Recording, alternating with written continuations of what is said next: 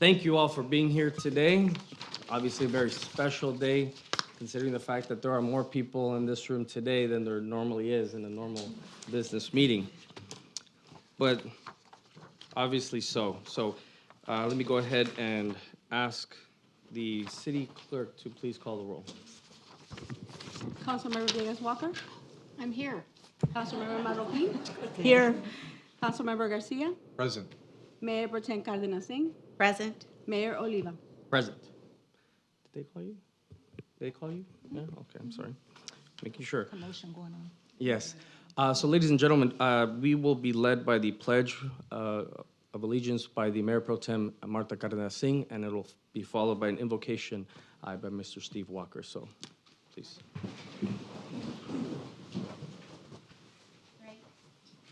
Ready? Begin. Please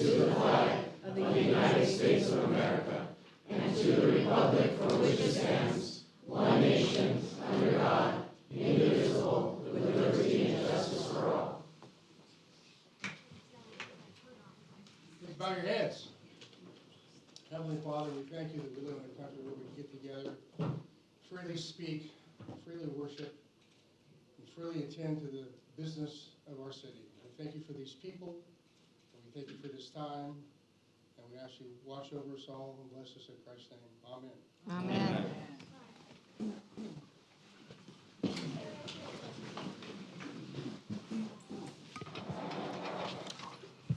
All right, ladies and gentlemen, so as you know, this is a regular meeting of the El Centro City Council.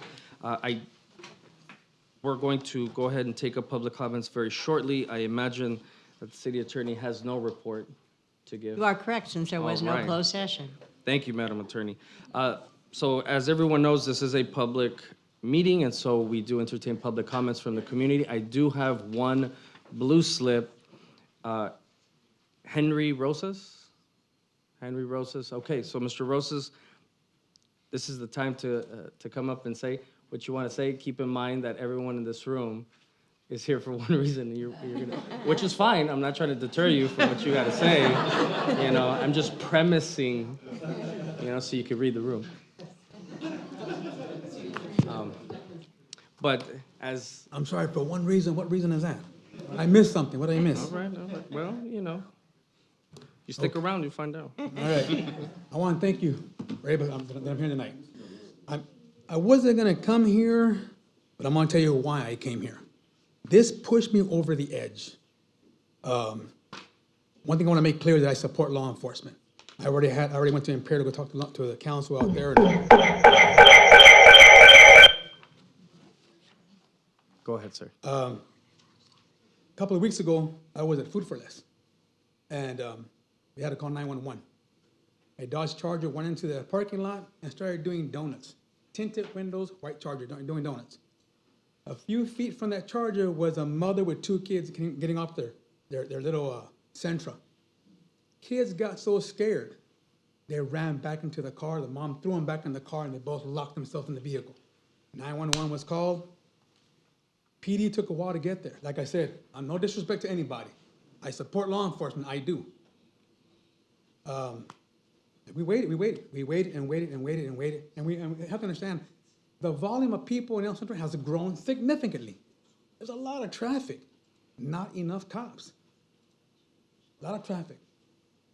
We waited, no one showed up. We eventually went to go do our business at Food for Less. We started waving at the unit once it came through, but they drove right through the parking lot.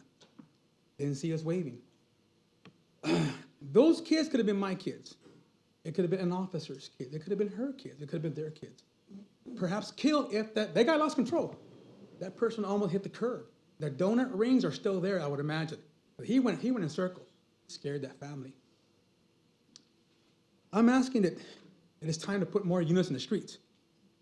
Not only marked units, but unmarked units, because we have a lot of vehicles out there, reckless drivers throughout the day. Not for 8 hours, for 16 hours, for 24 hours, every day, every month, every year. Why wait for someone to get killed? Why wait for that little child to sustain great bodily injury? Why wait for that elderly couple, my mom, my grandma, anyone's mom, parents having to go to the grocery stores, barely walking to get struck by a vehicle, a reckless driver, a careless driver, a distracted driver? Why wait to then have to call up emergency rescue to go respond to see what they can go out and do to render aid? We don't, a simple fracture is too significant. There's no price for a human being. There's no price. Life is too precious. I almost died June 16th. I had a bad intestinal blockage. That's a whole different story. But right now, what we have going on in El Centro, Imperial County, to me, it's very dangerous right now. And this is what pushed me to come here, is because right now we got too many vehicles with dark tinted windows. If everyone would do the right thing, I wouldn't be here. But they're not doing the right thing. We have bad apples in every group. Dark tinted windows, altered rear lights, you can't see the signal lights, you can't see the brake lights, altered headlights. Mr. Rosas, I certainly understand, only because of the moment of today, I'm gonna be very strict on my 3-minute Okay. rule. So with that, I thank you for your comments. Okay. And certainly, if you stick around, Well, unfortunately, I cannot, Mr. okay. Well, unfortunately, I'll reach out to you and we can keep please the do it. And conversation again, no going. disrespect, but I'm trying to go No, out no, there you're and good. save a life. I don't want to wait for someone to be in the hospital with a bad injury or dead. And don't get me wrong, Mr. Rosas, this is your right. So you're fine. You're fine. I appreciate So, it. Thank you very much. You guys all have a good night. Thank you. All right. Are there any other public comments? Seeing none, we're gonna move forward. So just to let the folks know, we do have a consent agenda. We have new business that's gonna get tabled when we reconvene tomorrow. So we're gonna go ahead and move forward to item number 4, recognition of outgoing council member Cheryl Villegas Walker. Round of applause, please, for Mrs. Walker.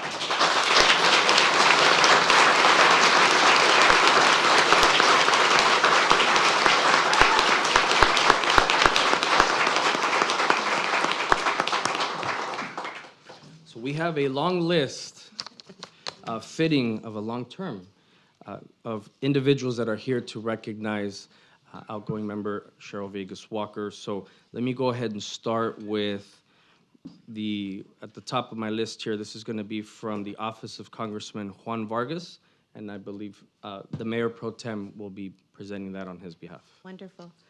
Honorable Cheryl Villegas Walker, on behalf of the residents of California's 51st Congressional District, that on this day, December the 6th, 2022, the Honorable Cheryl Villegas Walker be recognized for the utmost gratitude for her utmost dedication to serve the people of El Centro. On behalf of Juan Vargas, Member of Congress. Congratulations.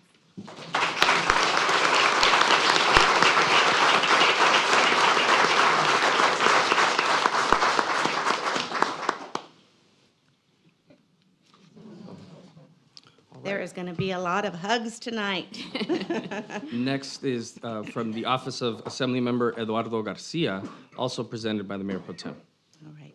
Council members Cheryl Villegas Walker, El Centro City Council. On behalf of the state of California, I, Assemblymember Eduardo Garcia, present you with the certificate of recognition for 25 years as a member of the El Centro City Council.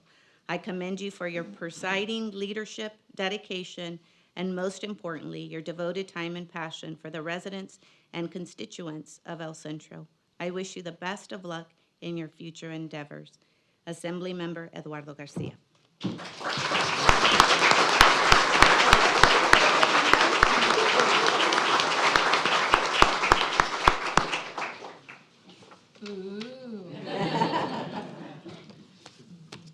Next up here on the list, is there somebody here from the League of California Cities? All right. Catherine Hill. I'm Catherine Hill, the Regional Public Affairs Manager for Imperial County. And I have a letter to read from the League of California Cities, Imperial County Division. Dear Cheryl, on behalf of the Imperial County Division of the League of California Cities, it's with great pleasure that we extend to you upon your retirement our heartfelt appreciation for your 25 years of service on the El Centro City Council. As you conclude this extremely active and successful public service career, you leave a community, citizens, and a region in a richer and better place. Grateful for your devotion and hard work. Not only have you given yourself to improve your city and Imperial County, but you have focused as well on the betterment of all cities throughout the state through your involvement and leadership in the League of California Cities, Southern California Association of Governments, and California Association of Council of Governments. Within each of these organizations, you served on countless committees. I tried to count, and I stopped counting. And as well as the board of directors on all three, culminating in the role of president, stepping up to the challenge of leading each of those organizations with your positive energy, focus, and tenacity. Regionally, you have devoted many years to causes important to you, such as the Imperial County Transportation Commission, El Centro Regional Medical Center, Juvenile Justice Commission, San Diego State University Imperial Valley Campus, and Imperial County Food Bank. Imperial County is all the better for your years of diligent work, dedication, and compassion.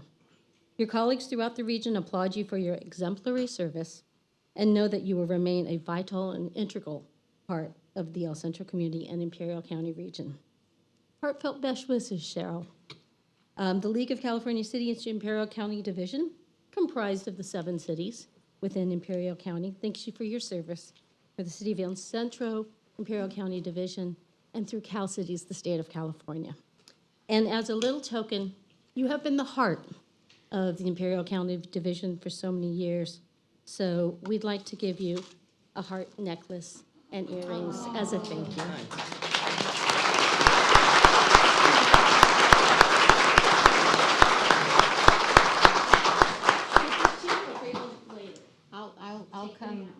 I'll come get my hug later, though. Pat, thank you so much for making the trip. Very nice.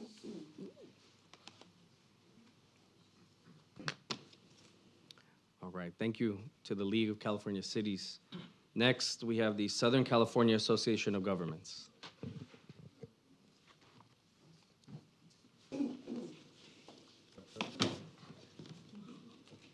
We have an entourage. Oh, good. We have a proclamation here to present to the Honorable Villegas Walker. I'm not going to read all the whereases, but, but I want to read a couple of them and then read the resolution. It says, whereas Cheryl Villegas Walker has a distinguished record of leadership, integrity, and service to Imperial County and the region of Southern California and its residents, and whereas she has spent 25 years in service as an elected member of the El Centro City Council, and whereas she has tirelessly worked to improve economic prosperity, sustainability, and mobility in her community, serving in leadership roles on the boards of major regional agencies, including the California Association of Council of Governments, the League of California Cities, and the Imperial County Transportation Commission. She has contributed great leadership and insight for the Southern California Association of Governments as a member of the Regional Council and the Transportation Policy Committee, where she contributed to the regional planning to improve quality of life for the region's residents.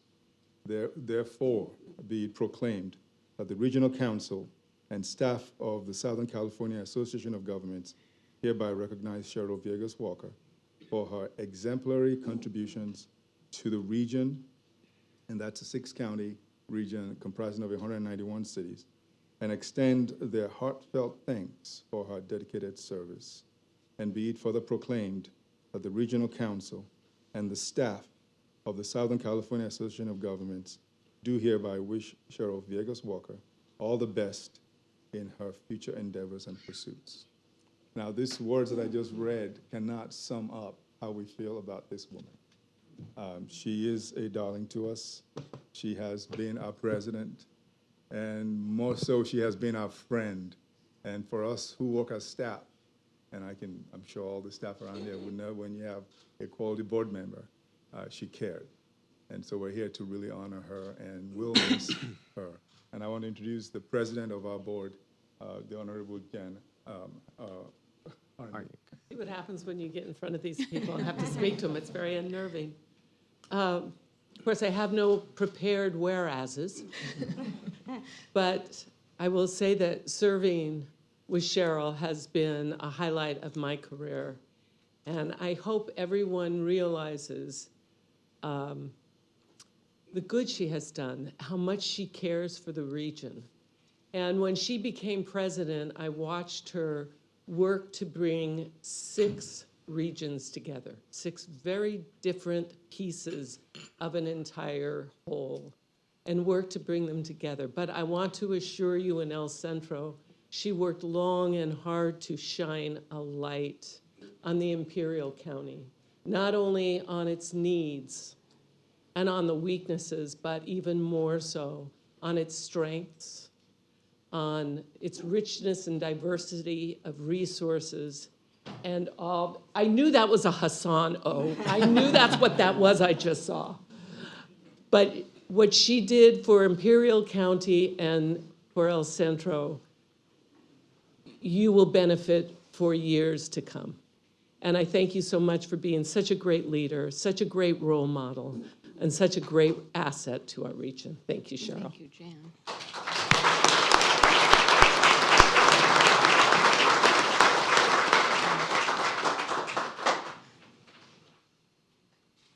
My walking buddy.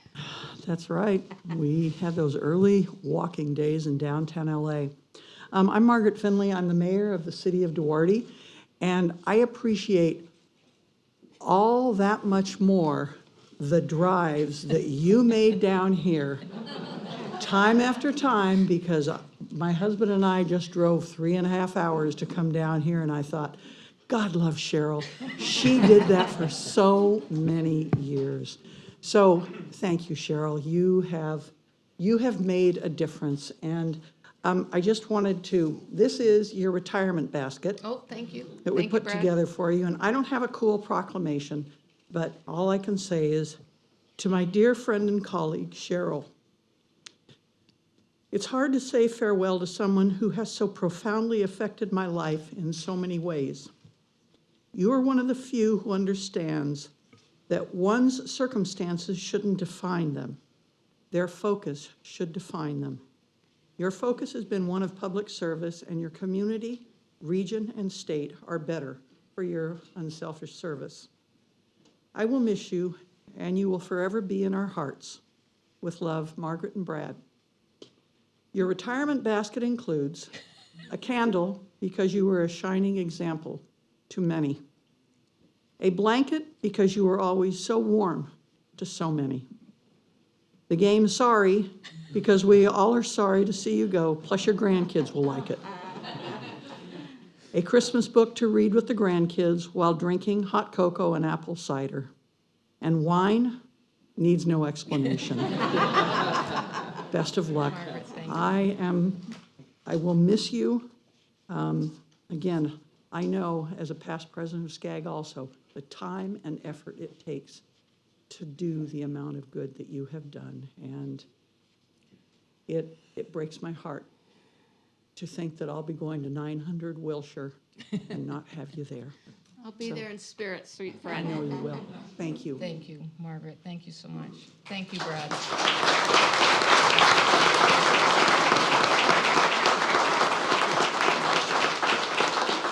Who is that young man taking my gift?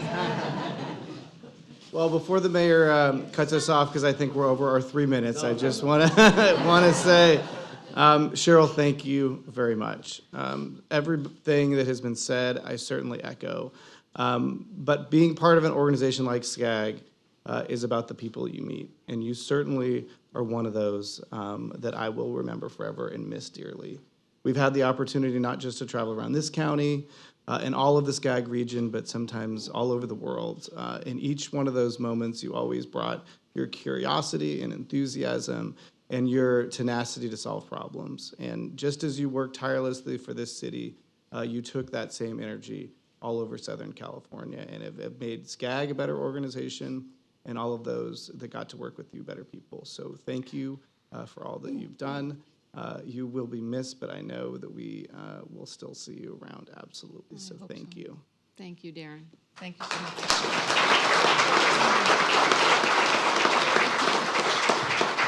I am not from SCAG. Okay? I'm from Sandag. Mayor, council members, good evening. Cheryl, I didn't drive that long like I did from SCAG, but we're fixing the 8th. Thank you. Thank you, Hassan. Jan and Margaret said a lot. You're an amazing leader. You have made an impact statewide. You led CalCog and the rest of us. You were my boss for 1 year. You were my favorite.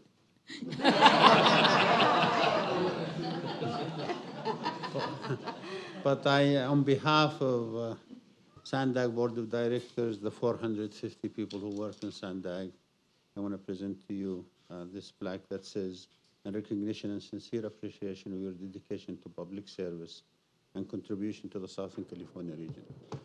Truly amazing leader. I'm going to miss you, Mayor.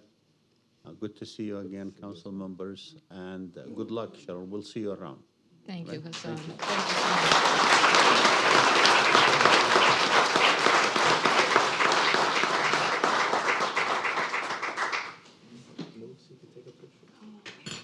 Having both of you here, same place, same time.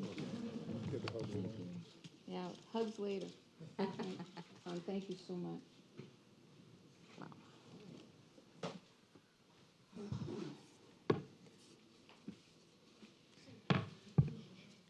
Thank you so much to the representatives from SCAG and Sandag. Good to see you, Hassan. So Hassan used to be my boss.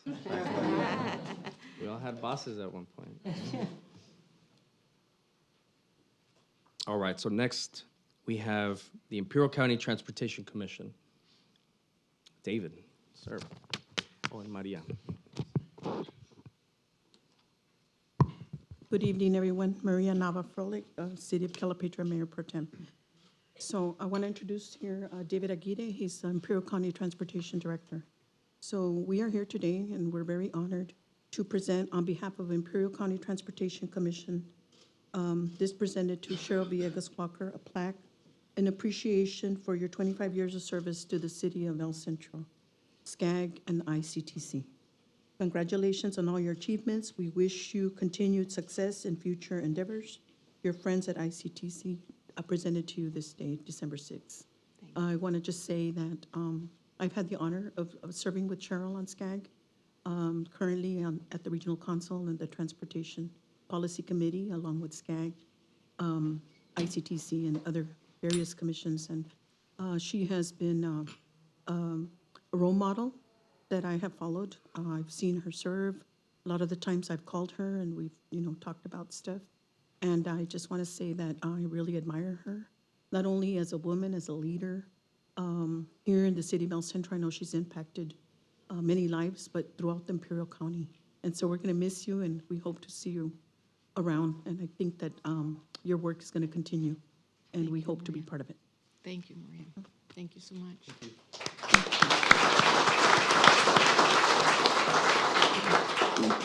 And Cheryl, just on behalf of staff, thank you for all the support and guidance over the years. We have accomplished so much during your tenure at ICTC. I appreciate all the effort you put into ICTC, reading all our agendas and making sure I kept on top of all my work. So I appreciate all that effort. And we're going to miss you, Cheryl. I mean, it's been fun having you be a part of ICTC, and we really do appreciate you. And we'll hopefully see you around. Thank you. Absolutely. Thank you, David. Thank you.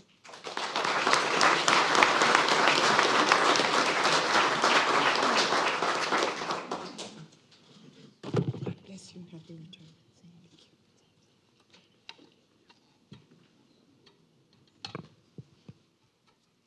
Thank you, ICTC.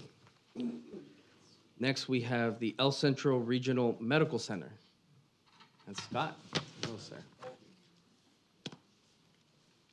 Cheryl, I've only known you a short period of time. A brief period of time. A brief period of time, excuse me, yes, a brief period of time. But on behalf of the many thousands of patients who've been served by the El Centro Regional Medical Center, its doctors, nurses, and staff, we'd like to thank you for your years of service as a trustee of the medical center and for your 25 years of dedicated service to the community.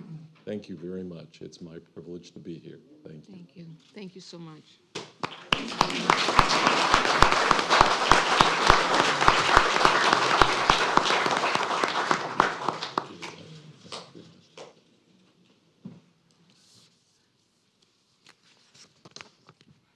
Thank you, ECRMC.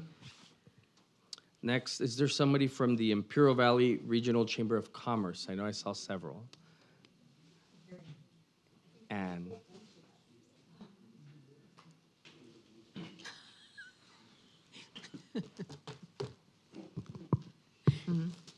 Hi, Cheryl. Hi, Anne. I think it's a tribute to how many people are here, obviously. I hope that you know the impact you have on people's lives, especially women's lives.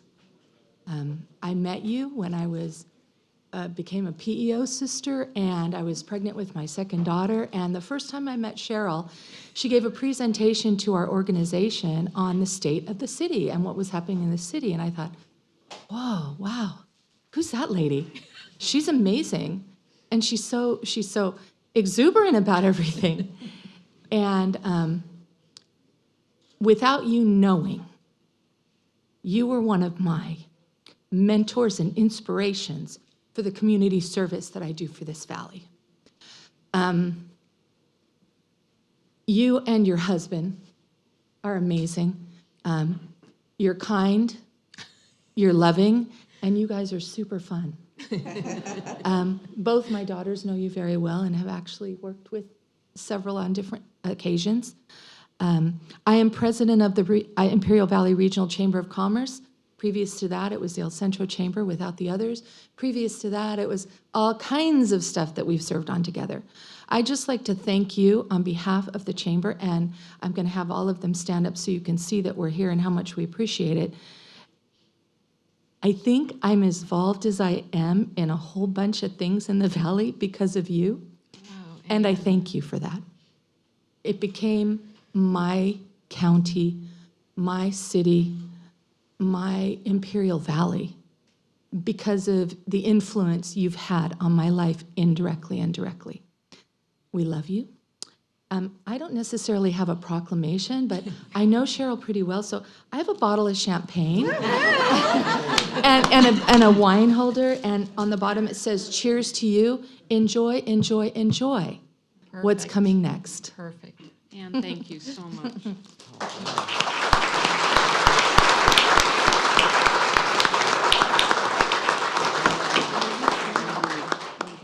Thank you. Okay, board, stand up. All Imperial Valley Regional Chamber, they're all here, so thank you.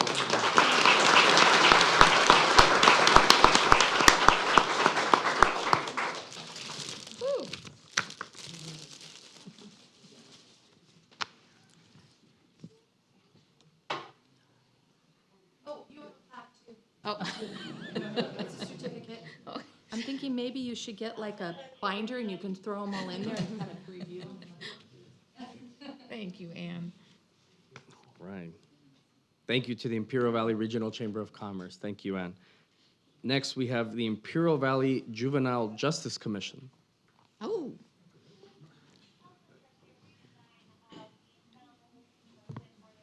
I'm gonna try to make it 3 minutes, but it's kind of hard because no, I think there's no limit on this I've known Cheryl probably longer than anybody else in this room. Isn't that right? And with Steve also.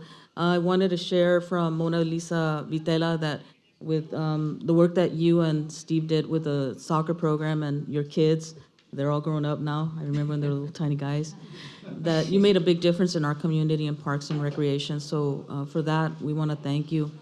Share a really quick story before we present the next award. In 2001, when Cheryl became the mayor of El Centro, I asked her, would you mind coming to Long Beach and being our delegate for the Imperial Valley Special Olympics, because we haven't been there for the past 18 years, and I want you to walk in with my athletes. And she said, sure, it's on a Friday night, you just, show up and walk with the athletes. So when it was announced at the Long Beach Games that the mayor of El Centro was walking in with a delegation of 30 athletes from the Imperial County, the first thing they did was gave the delegation a standing ovation. So I'd like everybody to give her a standing ovation.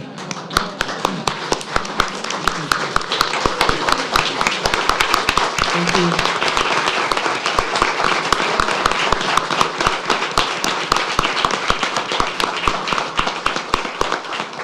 Well, Cheryl, not only were you a good sister to me and a good friend to my son Robert, but you also serve on one of the most important commissions in the Imperial County. On behalf of the Juvenile Justice Commission, as the chair, I'd like to thank you for your years of service and your continued years of service, because we're gaining a little bit more time from you. And you've served the state of California, the Imperial County, all the youth that you advocate for, and you made a big difference in advocacy for young youth in our community, and we thank you for that. So on behalf of the Imperial County probation officers, the men and women of that department, and the Juvenile Justice Commission, I want to have Assistant Chief Elizabeth Sides present you with this plaque. Thank you, Patricia. I think I need to say first, Cheryl, you will be missed. And I hope you continue to volunteer in this very special commission. So let me see. Do I have my glasses on, Martha? Can I borrow? You want to borrow mine? No, I have. I think I have mine. I don't want to mess it up. So here we go. Recognition award presented to Cheryl Villegas Walker, Juvenile Justice Commission, in appreciation for your many years of service and dedication to the County of Imperial Juvenile Justice Commission. Thank you for the outstanding leadership and dedication. Thank you. Super heavy. Thank you, Cheryl. Thank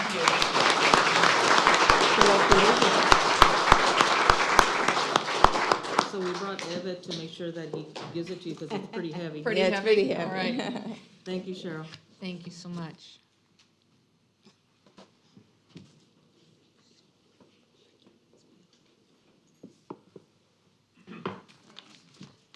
That's great. Thank you to the Imperial Valley Juvenile Justice Commission for your comments and presentation. Kind words. Next is the Imperial Valley Special Olympics. That was me, I was just saying. Oh. I do have something for you, but it's a basket and we'll be giving it to you tomorrow. All righty. Thank you, Pat. Okay. Thank you, Pat. That was a twofer. That was a twofer presentation. All right. Okay. All right. So what I'm going to do now is there are about 2 presentations left. And then afterwards, if there's anybody in the audience, we'll go ahead and open it up to any audience member that would like to say something. And so next, I have city staff. So, Councilmember Walker, I have the distinct honor of speaking on behalf of our interim city manager, Cedric Cesena, who regrettably cannot be here tonight, but sends his warm thoughts and best wishes for your future.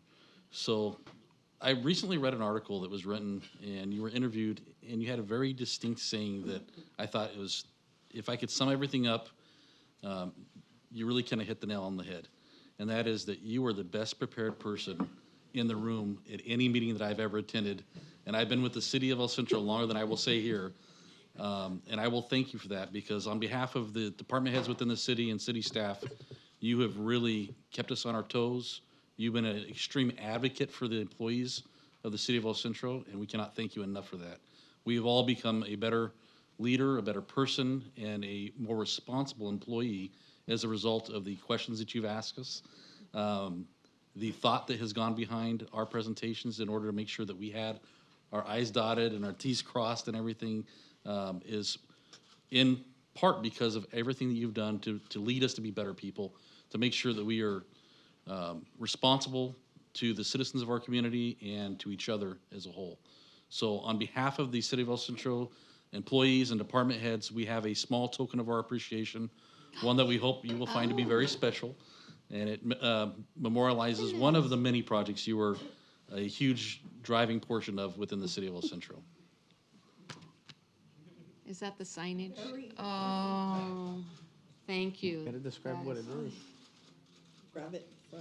You got the bottom part? So for those of you in the audience that cannot see everything that's on there, this is a symbol of the expansion of El Centro, and Cheryl has been nothing but a driving force and a huge advocate, not only for the city of El Centro, but as you've heard from many, for the Imperial County as a whole.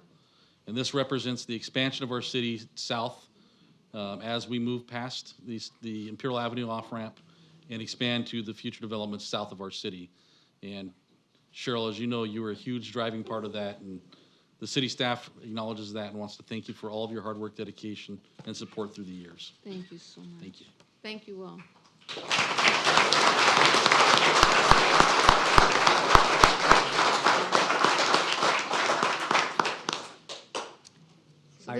I do see Cedric participating remotely. I believe Sedalia is on. I don't mean to put you on the spot, Cedric, but do you happen to be able to say a few words if you'd like? I hope that you guys can hear me. Yes, we can hear you. So sincerest apologies. This week I certainly have missed more than one important occasion for the city. Thank you, Mayor Oliva, for giving me the opportunity to say a couple of words. And Cheryl, 9 years ago I entered into the city family, and I was, surprised.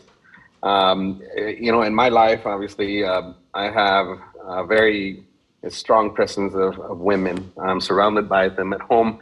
And then my mother, and I will tell you one thing that, when I worked at the health department, for example, there was a lot of very strong female representation. And, I've always been very proud of that, in particular as a father of three beautiful young ladies.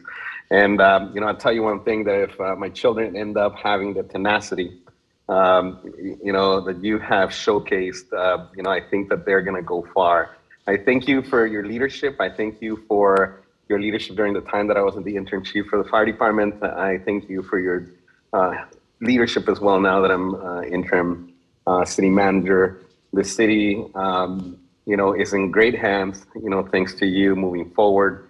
And, we appreciate everything that you have done, for our citizens primarily, and obviously as a workforce, as employees, we appreciate you very much. Thank you.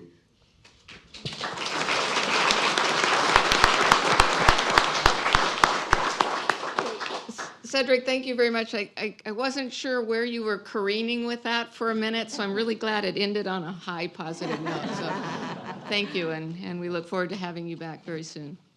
Thank you. Sedalia. Is she? Miss Sedalia is on there. Okay. So what I'll do is I'll open up to the public before I bring it back to council.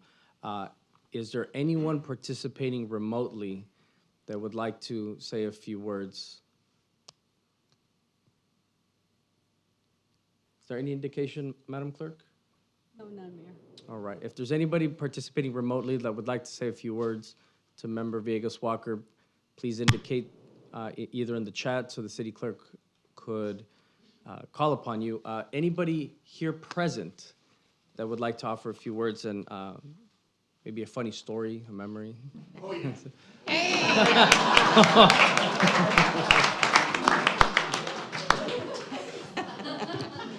You signed an NDA. So with all the nice things that have been said about Cheryl Walker, and she deserves every one of them, I think there's an important thing that you all need to know is she can't cook a lick. This December 6th is an important date in the Walker family because December 6, 1950, Hopeville football player and a Central cheerleader eloped to Yuma, Arizona, and the product of that is, the second son was bright and good-looking, and he was able to convince a girl from Seattle to move down here in 1986, and she came down here kicking and screaming. And we were going to stay 2 years, but we came with our young sons, and we made a life, and she grew to love this place and these people. And for the last quarter of a century, she's dedicated herself to these people. So she's certainly been my North Star in representing public agencies for the last 25 years. I know what good governance looks like. And if anybody has any question about it, you only need to look at this woman. So from our family and this community, thank you very much, and God bless you, darling.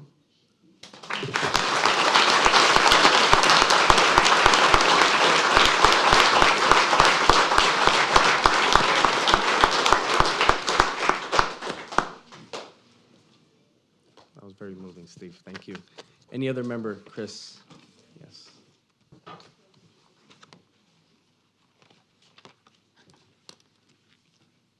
Good evening, ma'am. On behalf of Captain Michael Lee, who sends his compliments, the men and women, and that means active duty and civilian of NAFL Centro, we want to thank you so much for your years of friendship to the base and helping us deliver and build the unique partnership we have today. I know if Bill Perkins had been here, he'd have waxed eloquently for 40 minutes or more, so I will try not to do that, but he sends his compliments as well. And we just want to thank you from the bottom of our hearts for everything you've done for the base, for the people of the base, and the support you've given us over the past few years. Thank you. Chris. Appreciate it.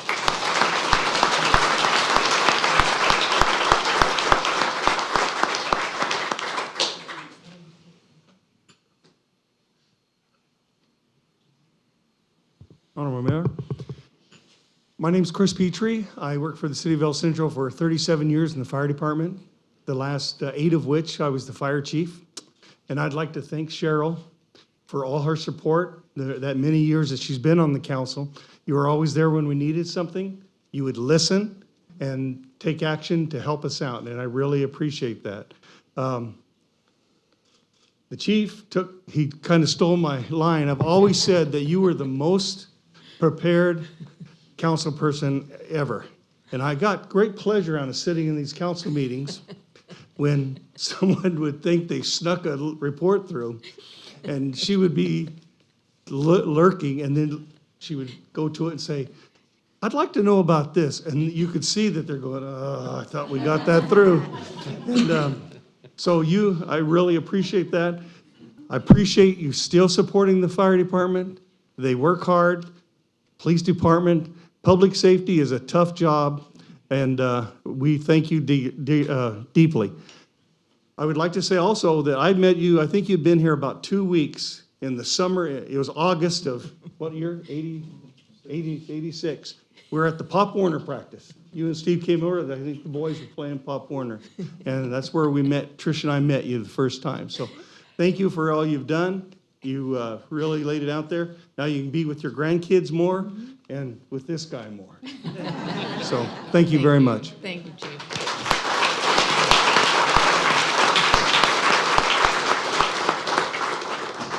Hello, thank you. Hey, Cheryl, I don't know. Steve, I was watching Steve here. You know, I see Steve quite a bit at work, and he's always with a little bow tie dressed like this. But hearing your wife's final day wearing tattered jeans, come on, man. No, Cheryl, I don't know if you remember, 6, 7 years ago, I think we shared about like a 6-hour car ride from LA. I think like the next week, Steve saw me. He was like, "What took you and my wife so long to get back?" I was like, "Dude." But in that conversation, I heard the young kid. You opened up, I opened up. I shared about some of my troubles. I got in high school. You shared, I think, one of your son's troubles when he got in high school. I don't know which one it was, but might have been that one. And how me see there's a path and see light, and just to see someone like you though really open up and show leadership. Since then, I just finished up my campaign and did a lot of walking. But I remember also around that time I walked for you. You're a little brawly kid, Central. That's right. And I go, "Vote for You did, Cheryl." thank you. Like we didn't know her. I was like, well, yeah, me too. So, I really owe a lot to you, like indirectly, and you've been a big role model for me through my role at the county, through my role now on the city council, and even though I'm a brawly boy, you've left your mark. So thank you, and congratulations on the Gil, retirement. thank you so much.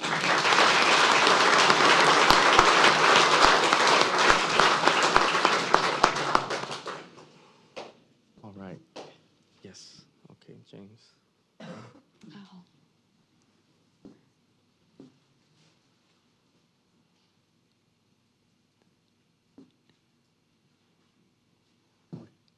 First of all, excuse my son's sweater. It is Taco Tuesday and it's Christmas. So, and I do have to admit he is wearing it well, far better than his father. Cheryl, you've been a leader in this community for a little while, and it shows with everything you do. And coming down, I want to make sure that you know how much we feel for everything you've done for your community, both here in the chamber and in your private life. You helped out my son, my family, personally, and you've helped out the community so much. and we just want to show, our appreciation. We don't have a basket, but I'll make sure that our events coordinator gets one prepared for you. But I just want to say, actually, I just want him to say, Thank you. Thank you, Centro.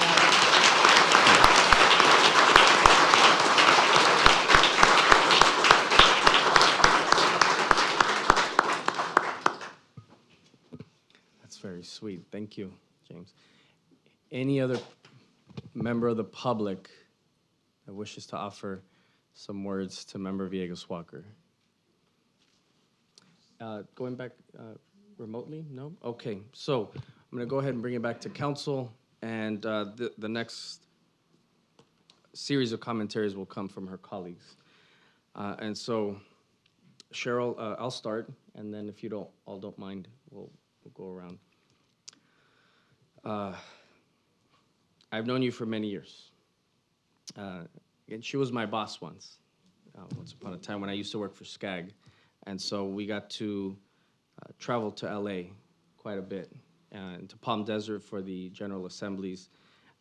And I could tell you it is very true. We've heard it from several folks. I certainly have had the privilege of working for or directly under several elected officials, and she is honestly one of the more prepared ones that exist out there. And I'm talking from, I've worked for several assembly members, right? So even to that point that you actually, I can tell you read your stuff, right? And so that really is what stood out to me as a staffer, as a young kid, that you could tell when someone's prepared and someone that knows what they're talking about. And her years of service to this community certainly showed. And so she very much showed me that there was always a different perspective. I mean, when we approach this area, we come with our own experiences and our own mindset, but it's because it's true to us. And so she certainly challenged me to see the world and at least see this governance differently than the experience that I had, because we all come from different walks of life. And so I appreciate that, Cheryl. Thank you very much for that. So the council wanted to make sure that we say thank you for your years of service. So this is on behalf of the city and the city council. Thank you for your 25 years of service to the city of El Centro. You were mayor in 2001, 2004, 2009, 2013, 2017, and 2020. Wow. That's right. And you were on city council from 1997 to 2022. So with deep gratitude for devoting your time and effort to make El Centro a better place, again, we say thank you on behalf of your colleagues and your former colleagues that I believe I see participating remotely. Thank you very much.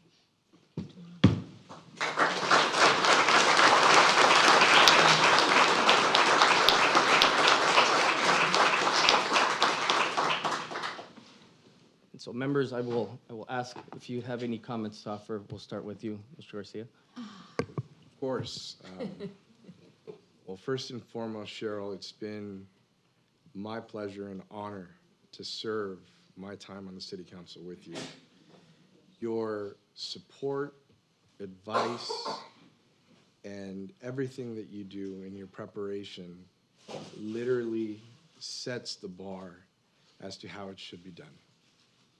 And I've learned many things from you, and I will carry that with me the rest of my life. Your dedication, your commitment to serving your community, your tenacity, and of course, your leadership is literally cemented on the projects and improvements around this city. Your fingerprints are everywhere. And your leadership and service to this community and its residents will echo for decades to come. Like I said, it has been my pleasure and honor to share a small portion of your tremendous tenure with this city with you. And I wish you all the successes in your future endeavors, and of course, with your lovely family. Thank you very much for setting a great example.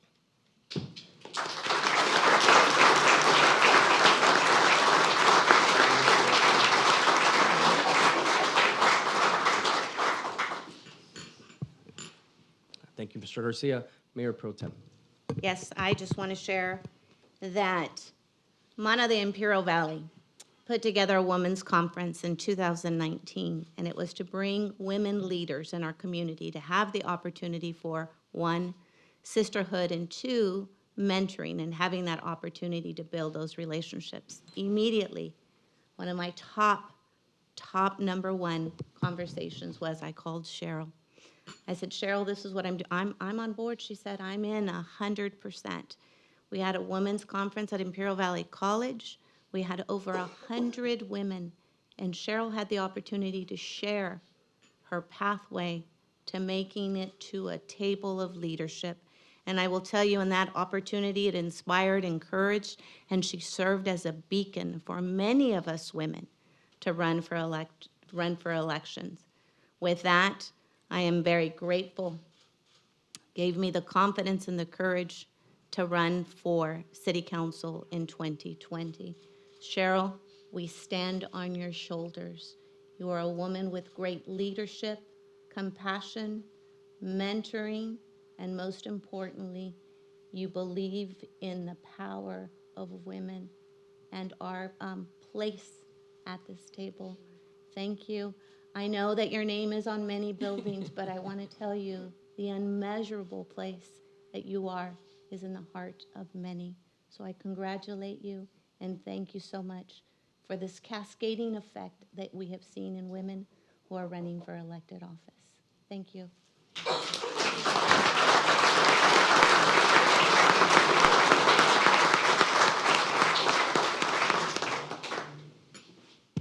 Thank you, Mayor Pro Tem. Ms. Marroquin.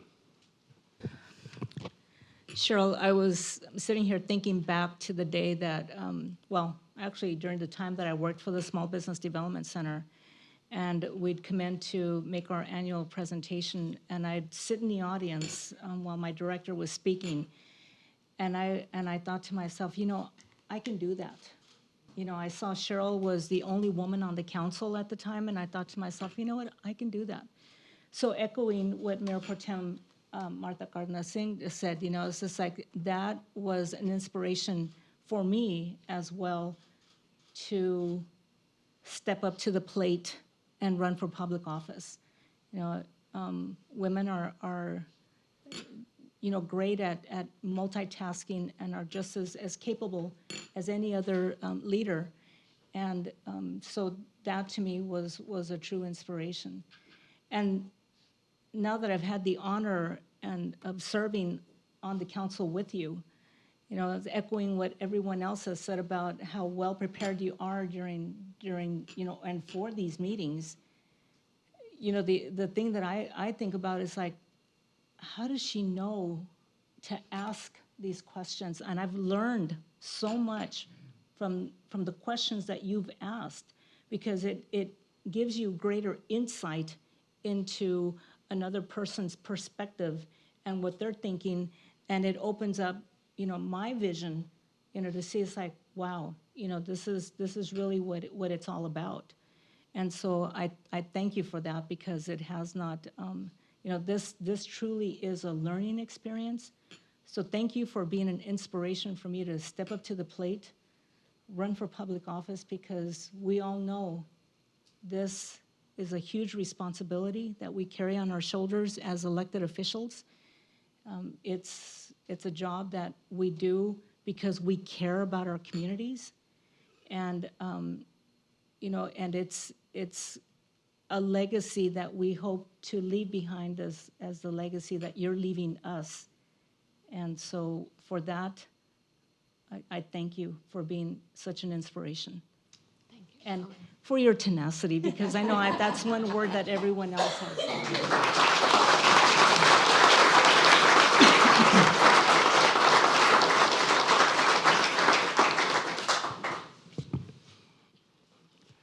Thank you, Ms. Marroquin. And so we've come to the point where final words will come from the woman of the hour herself, Mrs. Villegas Walker.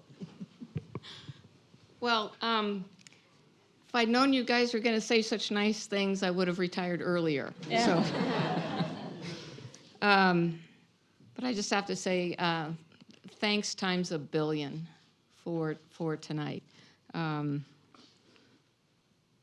So since August, when I announced that I was not running for re-election, I've just been really humbled by the outreach and the phone calls and text messages and all of the gifts that I will put on my disclosure forms when I leave office. But I kind of feel like I've been on a 4-month farewell tour, and just a lot of laughs and a lot of tears and a lot of hugs, and it's just been a remarkable experience. When Steve and I were leaving the office tonight at about 10 after 5, he says, well, I've got a surprise for you at home, and I hope you're not mad. Is that what he said? I hope you're not mad. And I'm like, oh, God, if you got another dog, I'm going to be really, really unhappy.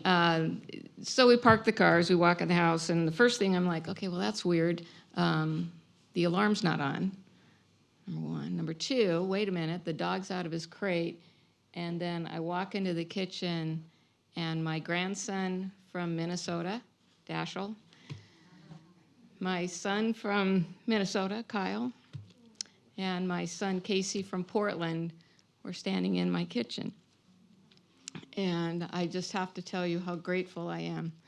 I didn't expect you guys to come. I wasn't even expecting you to zoom in. But I love you with every ounce of my being, and I'm just so grateful that you're here. And Steve, thank you for being by my side these 25 years on my council service, because it takes a village to get this done.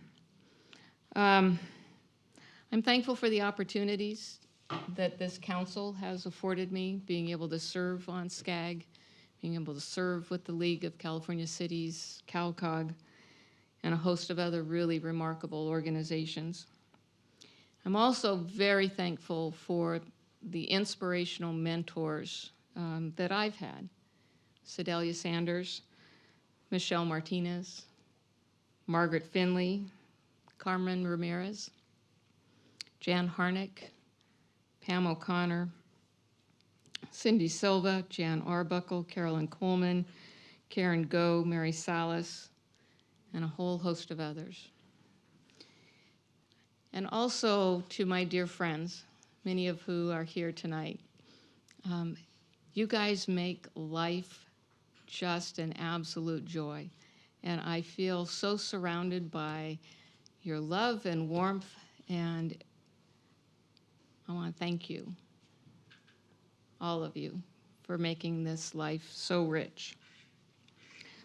I also want to thank you for your gentle correction when necessary, when I don't always get it right, when maybe I'm being a little harsh, or maybe I need to be a little kinder.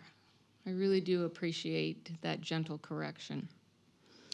I also want to thank the behind-the-scenes people that really get things done and never get enough credit. Liz and Cindy, Norma, Diane Caldwell, Kat Hill, Boleyn at the hospital. I mean, the folks that we're up here. We get the applause, we get the thanks, but it's the behind-the-scenes folks that work so hard for all of this, and for that, I really thank you.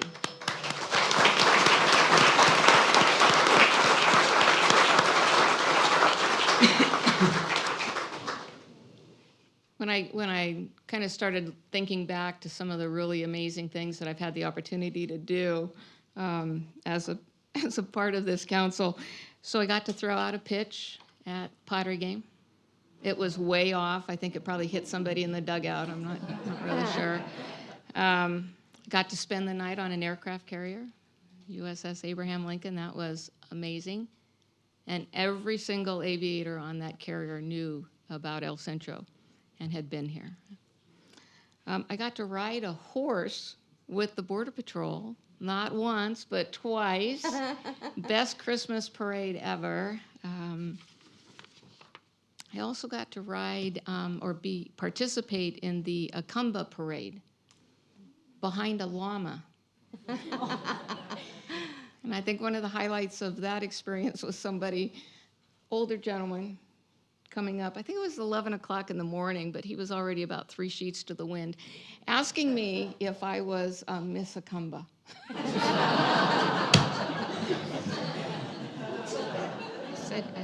I said no. I am really grateful for, this is a book of photographs of different projects and things where the plaques have been put up. And there's lots of names on the plaques. And I would never, ever in a million years take credit for any of that. It's all a team effort.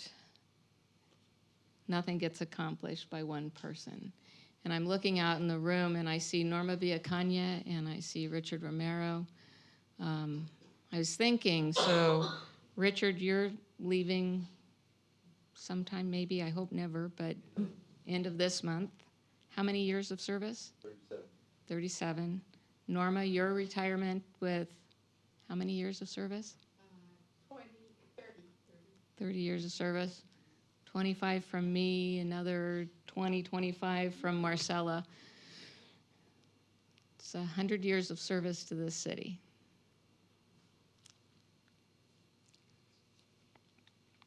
I've had the good fortune to work with a lot of really outstanding city staff, city managers, Abdul Salem, Ruben Duran, Marcelo Piedra, and I could probably spend the next 30 minutes talking about all of our wonderful accomplishments. But I think what I'd rather do is just let each and every one of you know how much I care about you and how much I have been blessed by being able to serve on this El Centro City Council for 25 years. I have really tried hard to leave a legacy every day because we never know what's there for us tomorrow. We're never guaranteed a tomorrow. So I really try not to store up anything. If it needs to be said, it needs to be said, and that's why I want to tell each and every one of you how important you are. Serving on the El Centro City Council has been a highlight of my life, and I hope that I will be remembered for serving and leading with grace, with gratitude, with grit, and with gumption. I brought with me some of the ads that I ran in 1997. Kevin Kelly was my campaign manager back in 97 when I first ran for city council.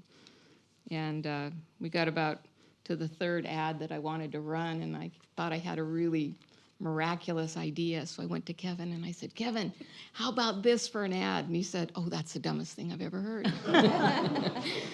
So it's kind of like that gentle correction. So you guys are going to get a kick out of these pictures. I'll have them when we're outside. So here's one. He was kind of catchy. If you think one person can't make a difference, then you haven't met Cheryl Walker. Whew, that's a lot to live up to. Energy, commitment, leadership. This is one of my favorites because it has a picture of Steve and me and the boys. You guys are going to get a kick out of this one. Cheryl Walker's idea of a special interest group is your family. I think Kevin was really proud of this one. Cheryl Walker may not make a lot of noise, but that won't stop her from making a few waves.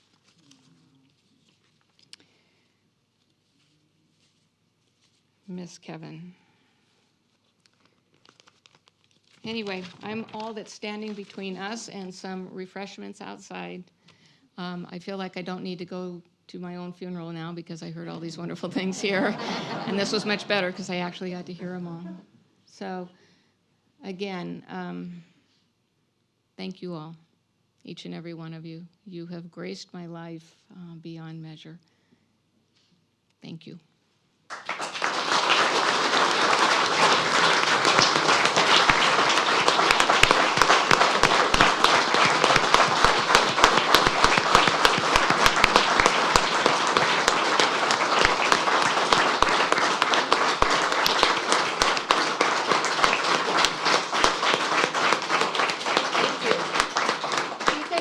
Please stick around and we have some refreshments outside and we can all catch up and all of that good stuff. Thank you so much.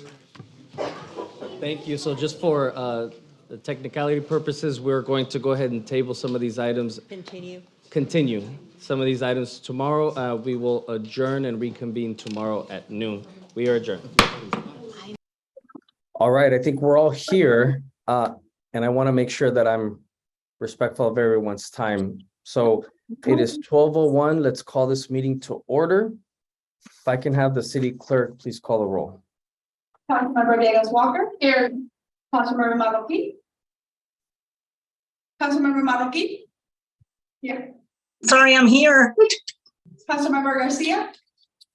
Present. Mayor Pro Tem Cardenas Singh. Here. Mayor Oliva. Present.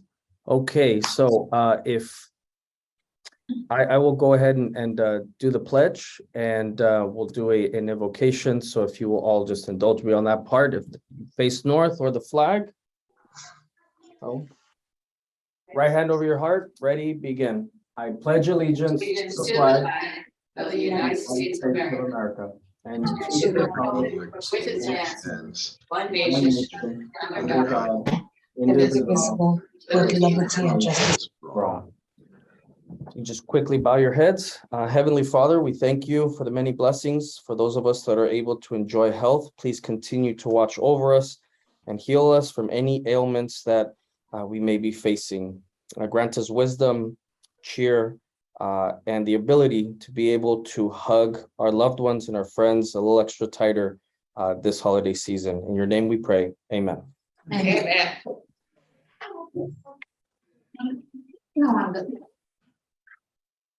All right, thank you, everyone. Again, I appreciate my colleagues indulging me in this meeting and doing it in this fashion. Are there any public comments? We have none, Mayor. None here. All right, so I see none. I do want to just make sure that the public knows that this is a public meeting. The city council welcomes your input, and at this time, you may address the council on anything that is not itemized on this agenda. Seeing none, we'll go ahead and move forward. And as mentioned from last night, we do have a consent agenda. Last night's items 1 and 2 that we will take up first. Is there a motion? Move the consent agenda. All right, so we have a motion by member Villegas Walker. Is there a second? I'll second. Second, Mayor Pro Tem Cardenas Singh. Madam Clerk, please call the roll. Councilmember Villegas Walker. Yes. Councilmember Marroquin. Yes. Councilmember Garcia. Yes. Mayor Pro Tem Cardenas Singh. Mayor Oliva. Yes. I believe that does pass 5-0, correct? All Yeah, right. because I didn't hear Martha respond. I did. Yes, just in case Oh, it wasn't heard. All right, perfect, thank you. All right, so that passes 5-0. Members, I apologize to you all individually that I have not been able to complete the interview process for the Planning Commission. So I hope that you will allow me to have a similar meeting such as this early next week. Zoom, 5 minutes, we'll meet and we'll take them up and then we'll move forward. So we'll go ahead and pass the new business, which was last night's item number 3, and go into the new business of the adjournment. And that will be now the presentation by Angel Hernandez, discussion and any necessary actions regarding amending Chapter 16, Article 14 of the El Centro City Code related to garage sales. So we'll move on that now. Mr. Hernandez.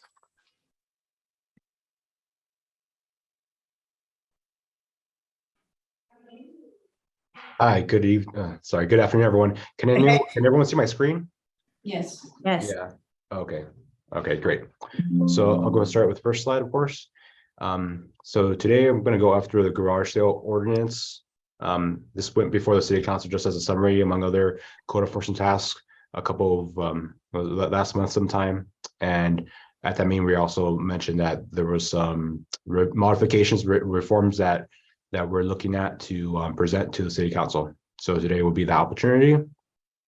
So this slide is the exact same slide that was presented at that meeting. It kind of summarizes the requirements, the regulations that are in place right now regarding garage sale ordinance. I'm not going to go over all of them because in the next couple of slides, we're going to have an opportunity to go over some of these details, especially the ones that would be changed with the proposed ordinance that was in your packet.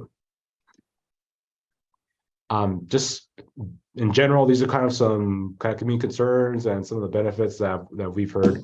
The concern that we hear sometimes, and it's quantified and maybe anecdotal, but I'm sure it's a valid concern, is the number of residents who use garage sales to supplement their income, especially people with lower incomes that that go into hard times, or they may have a tight situation certain months of the year. Another concern, people say that even if they have those 3 other yard sales that they could do within the year, it really deters them that they have to pay $20 for the other yard sales. And the third concern that we've heard, and maybe not as frequently as other ones, is just how the cap of 4 yard sales or garage sales is too restrictive. That's not a concern we hear that often, mostly it's the first 2. Some of the benefits that we've seen is just generally the reduction of excessive frequency of garage sales that were impacting certain neighborhoods. There'd be certain even public right of way around town that would be kind of taken over by people selling articles and goods certain times of the week. Also, the ordinance makes it very clear that people are not allowed to sell new stock or use items that they purchase specifically so they can resell at their homes. There is kind of a market for people to buy pallets from some of the from big box stores, break them down and sell those articles to people in garage sales. There's also a market for kind of like clothes that you could buy, like a bundle of clothes that just kind of mix match, and people would buy that and resell them at garage sales. Another benefit was just a reduction of garage sale signs that we would see around town. There are very strict requirements about how many signs you could have, requirements or restrictions on where you can and cannot put them, i.e. cannot put them on street signs, stop signs, things like that, because they're eventually be left over and they would have to decompose to be removed. And the last benefit that we saw was just prohibiting out-of-town people from having garage sales. One of the requirements is that you need to provide proof of residency that you're a resident of the city of El Centro. That would eliminate some people that would come from out of town and they would have acquaintance that has a property here, maybe on a kind of a high visited corridor, and they thought that would be a good idea to have a yard sale there, just the amount of traffic that would go by that house. So the proposed garage sale ordinance, there was a version of it that was presented that was discussed at the Community Enhancement Task Force meeting in November. And that was that there was going to be 1 garage sale per month, and those garage sales that occur on the second Saturday of the month will be free of charge. After input from the mayor and the city attorney and myself, we made some revisions to the ordinance, and this is the ordinance that's before you today. And I'll go over some of basically the changes from the previous ordinance. But to summarize, it would allow 2 yard sales per month, and that would add up to 24 per year. One of those yard sales would have to occur on the second Saturday of the month, and that yard sale would be free of charge. They would still need to get a permit. They would still need to come down to City Hall and sign up, and more importantly, to like prove the residency at the city, and also give the staff an opportunity to explain to them the rules and the requirements to have the yard sale. But that yard sale permit would be free of charge. So this is a table that's in your staff report packet, and it kind of just compares the existing ordinance to the proposed ordinance. The first change would be the maximum number of garage sales. So currently it's 4 per year. The proposed ordinance will allow 24 per year. The frequency of garage sales currently is they have to be 90 days or more apart. The proposed ordinance will allow 2 garage sales per calendar month, with one of them having to occur on the second Saturday of the month. And the last row kind of goes over permit costs. So the $20 right now, a permit is $20. The first permit of the calendar year is free. The proposed ordinance would still have that $20 fee, but the garage sales that occur on the second Saturday of the month would be free of charge. And so I want to highlight that they would still need to come down to get the permit and register with us. So, and this is included in your staff report too, just kind of some of the impacts that, that we could be observed is the staffing that it takes to kind of process this. Right now, you kind of like on Thursday and Friday afternoons, it gets pretty busy with people getting ready to get garage sale permits for the weekend. So we could expect if there was more yard sales, garage sales that are allowed to be conducted, it'd be more busier here at City Hall. Right now, we don't have the capability to have online permits for the garage sales. There is opportunity. The one kind of barrier would be we don't have a system set up to take payments online or over the phone. So if someone had to pay for a permit, they would still need to come down here. But that's a system that would eventually be resolved. The second impact I want to kind of go over is kind of clarity. Whenever there's a change in the regulations, it might be confusing to some residents, and we may see that some people misinterpret kind of the change. They may think it's a little bit more less restrictive than it actually is.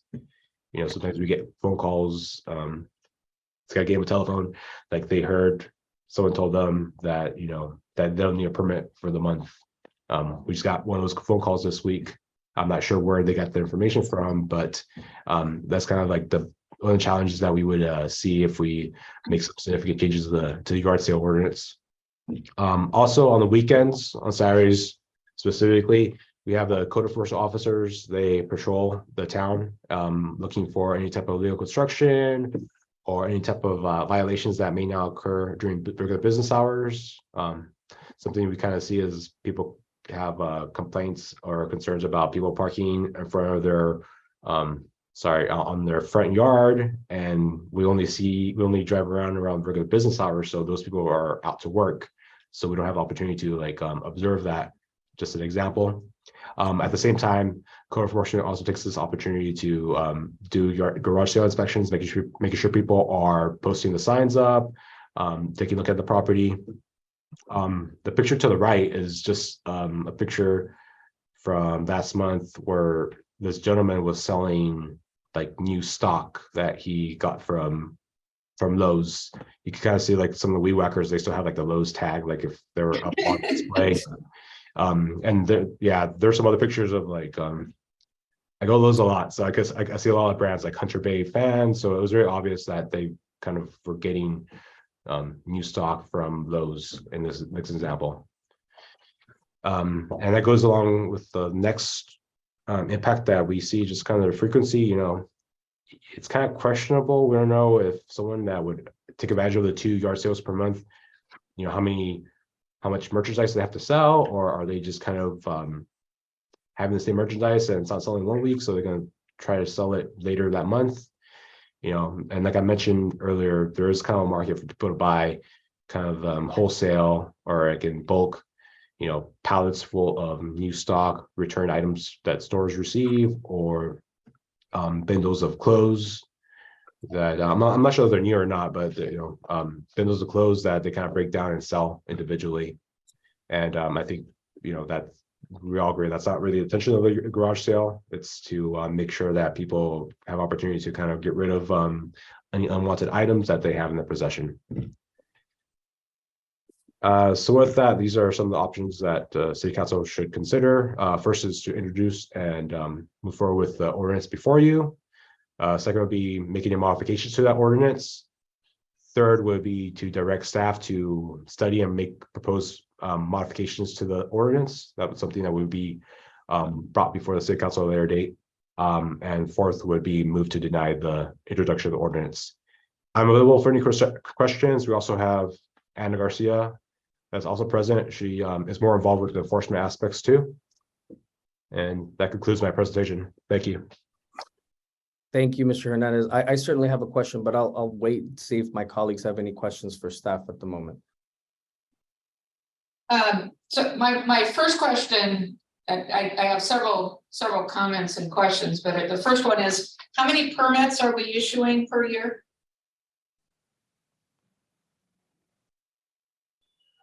The maximum is 4. I don't know how many you're issuing.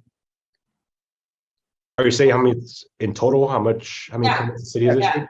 Yeah, so the table that's on the screen right now shows Right. how many per year. Keep in mind, like 2020, 2021 have been kind of weird. There's also been some changes to enforcements. Right. But I would say 2019 and 2022 are pretty indicative of what we would see. That's kind of getting close to 800 per year, I think, on a regular. Yeah, so my first comment is that if we are issuing, let's just say 600 permits a year, right? At $20 per permit, we're doing a lot of work just to collect $12,000. So if one of the things that we want to do with the modifications to the ordinance is to make it less onerous in terms of staff impacts, tracking and all the rest, and to be responsive to people who are looking at this as a way to supplement their income, one of the things that I would like us to consider is perhaps to do away with the $20 fee in its entirety. That's number one. Number two, I'm very concerned that we are being asked to think about making such significant changes to the ordinance without any public input. I mean, the fact that this ordinance is in front of us for action has actually been done with what, 24 hours notice to the public.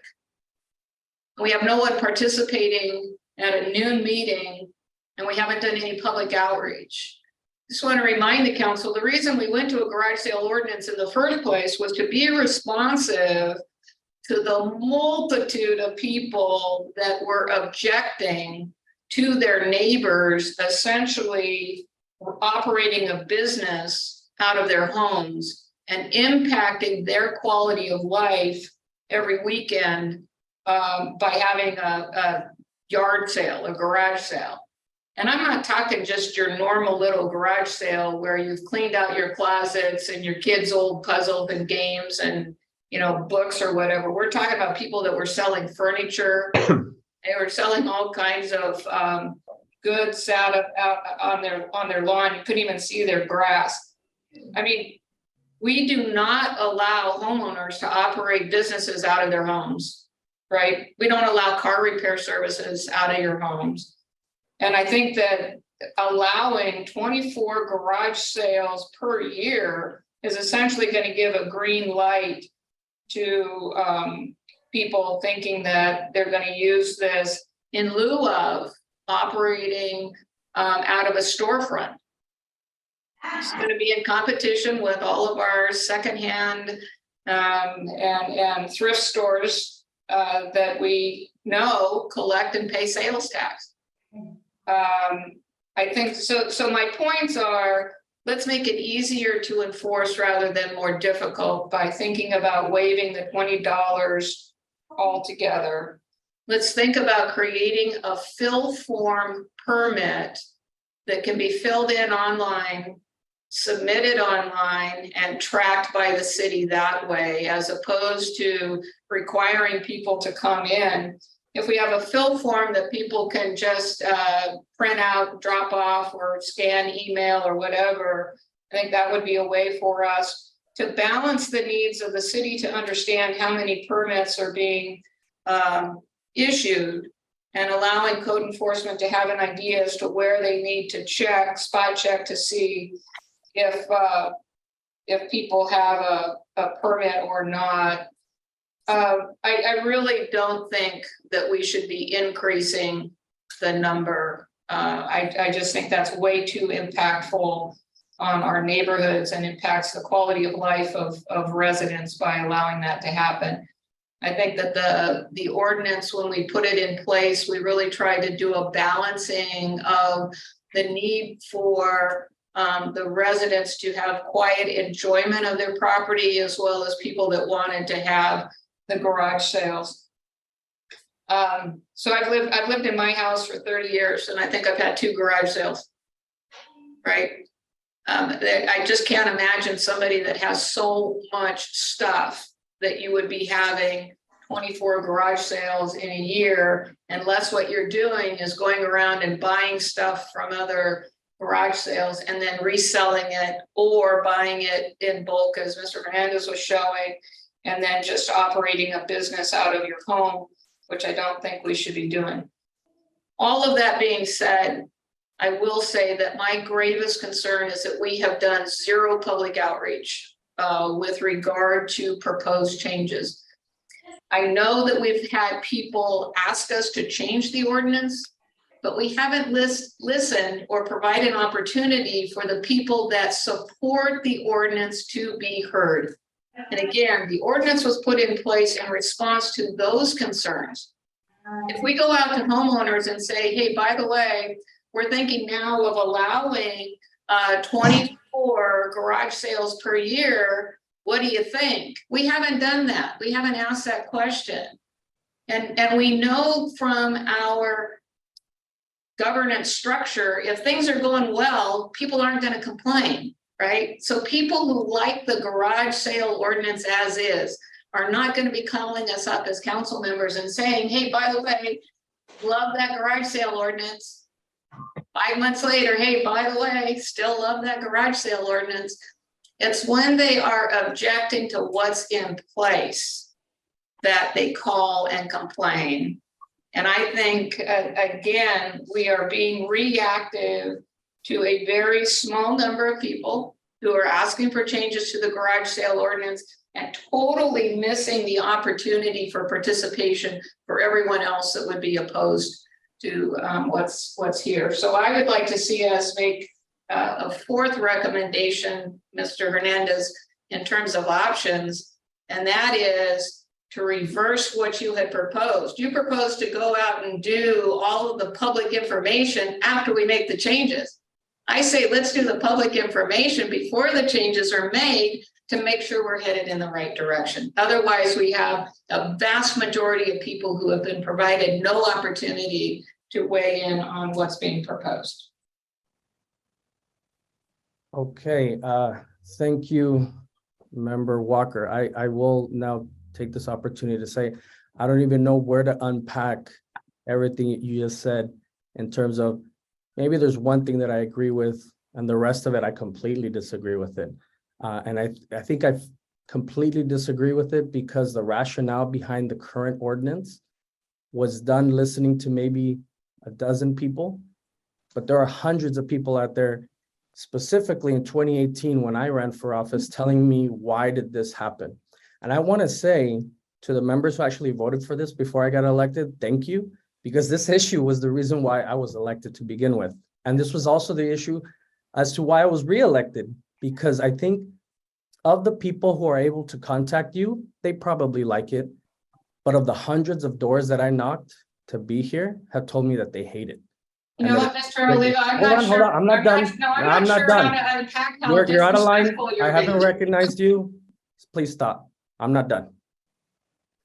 So that is the reason why this is here. Because hundreds of people have expressed to me throughout the campaign trail that they find this very restrictive. It's government overreach. It's telling them what they can or cannot do with their property and with their homes. It's restricting their ability to earn additional money. Is if you look at the permits that have been issued in 2018, 2019,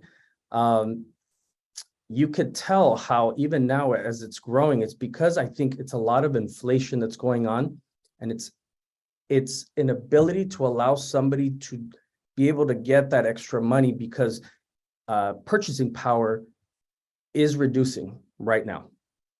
And so I remember, let me just share this. I remember when I was first starting off, I couldn't afford a dining room table, right? So what I was able to afford was a secondhand one, right? And so I had to go find someone.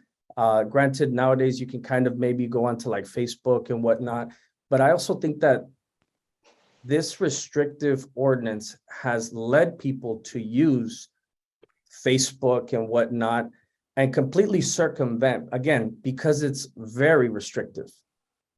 The rationale behind this is opening it up to where it's fair, to where you at least get one a month, if that's what you need to do in order to gain a few extra dollars in order to make ends meet. I've literally been told by single moms, older with multiple kids saying, this having a yard sale to be able to sell my kids' clothes is the difference between me being able to like pay for gas or pay for milk and whatnot. And now I can only do that once every 3 months or once every 4 months because of the restrictions. So as far as public outreach, I think there's enough public outreach that have at least reached out to me specifically and personally. And on the contrary, I don't remember there being a public outreach that I was invited to when this ordinance, this restrictive ordinance was even put into place. I think only a certain elite few in this community were able to reach out to the members at the time. And it was put into place. And it was hated as soon as it was coming. You can even tell by the number of citations that there was done in 2018 and 2019 to show that the public didn't even know about it. There was a learning curve in this ordinance over time. So again, that is why it's put into place, to be a little bit more flexible, to give back a little bit more freedom to our residents. And so with that, members, I am asking for the consideration. Now, with that said, I agree. If we want to do away with the $20, I'm cool with that too, right? I don't understand why we're charging to begin with, but I do understand that for staff, it's important to still require the permit so that the individuals that are interested in having it, it's not a last minute situation. They're planning ahead. They're able to come into the city and get some sort of orientation from staff as to the do's and don'ts, right? It's for signage, for the type of merchandise that is going to be sold. So all that I think is important for staff. It's their request to allow this to have some level of control as we move forward. So I still think that, and I ask you all to please be considerate of the options that are in front of us. So at the very minimum, to be able to have the second Saturday as the free option for every resident, should they, again, doesn't mean you have to have 12 in a year, but it's their allowed ability should they find themselves needing to do that. So with that, I yield back and ask if there's any other questions or comments from members. I do, so I just need some clarity. So what is the impact that this is going to have on code enforcement with the increase in the number of yard sales? Do we have the bandwidth to be able to make sure that individuals are being compliant? So I guess that's my concern. How is this going to impact staff? Anna, could you help address that? Yes. So right now I'm going every other weekend. And basically when Friday comes, I get a list and I go out and I check all the permits that are out. I only work 4 hours. I've only been given 4 hours. So I don't know how much longer it's gonna take to check all the addresses and to make sure that everybody is in compliance.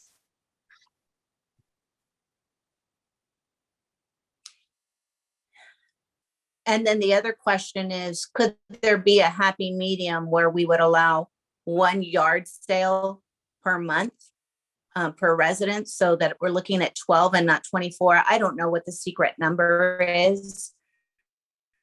I'm just wondering if is 24 too many? My opinion, it is. The permit does allow for an individual to carry the yard sale for 3 consecutive days. So anybody who comes in and gets a permit is allowed to have a yard sale Thursday, Friday, and Saturday. With that said, if we allow for the extra second day of the month, is it gonna be consecutive days or just that day? I don't see that being clear in this ordinance and what's proposed. So technically what could be proposed is that someone has a yard sale for 6 days that month, should the first yard sale and the second yard sale of that month be with the same parameters, right? So someone could have a yard sale on their property for 6 days a month. Yes, 3, yes, 3 and 3. So Martha, can I ask a couple of follow-up questions? Because I think I so agree with 24 being too many. Is 12 the right number? But what if we limited, how many multiple day garage sales do we have? Or is it really mostly folks that are looking for just that single day? No, Is it multiple? mostly all of our permits are multiples. Okay, Very rarely, very rarely do they just do it one day. okay. So if we allow 24 garage sales per year, so 2 per month, 3 days per, we've got people running garage sales 6 days a month out of their home. I don't see how that, from a staffing perspective, is even something that we could manage. I mean, if you're not even able, you're working every other weekend, right? Correct. 4 hours a day. Correct. So you're maybe getting around to what, less than 30% of the folks that actually have permits? I try to get everybody, squeeze everybody in. But if you're only working every other weekend, there's a 50% of the time you're not gonna be, if somebody has a permit that day. So it's less than 50% that you're able to see now. Correct.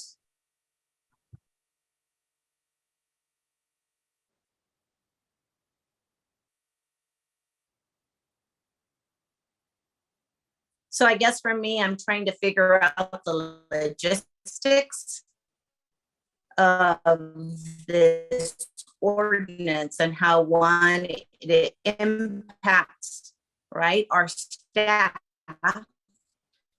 to be able to have the bandwidth. And then 2, really, what is the total number of days that we're going to be allowing a yard sale to take place on someone's residence? So that's process on this ordinance.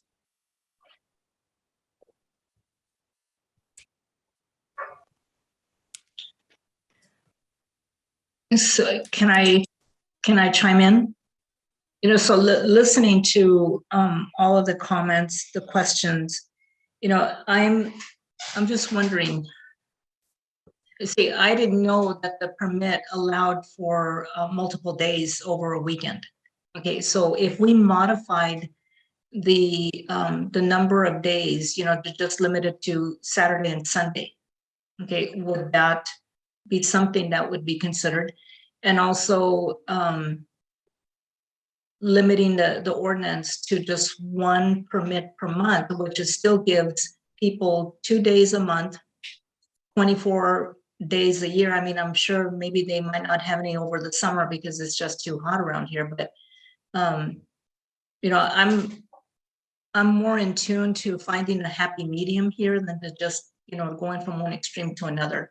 So, and then, the other part I was wondering about is like, so does Mr. Hernandez, do you maintain a database of all the people that purchased permits over, for yard sales and over a weekend? And is that how you track these things? We keep track of everyone who registers for a yard sale and gets a permit. Of these 2,400 that received since the inception of the ordinance, about 10% are ones that paid $20. Everyone else, the vast majority, they that's their free yard sale permit that they use up. So really, we're not generating a whole lot of income from this. Maybe 4,000, like 4,500 throughout the whole time. Mm-hmm.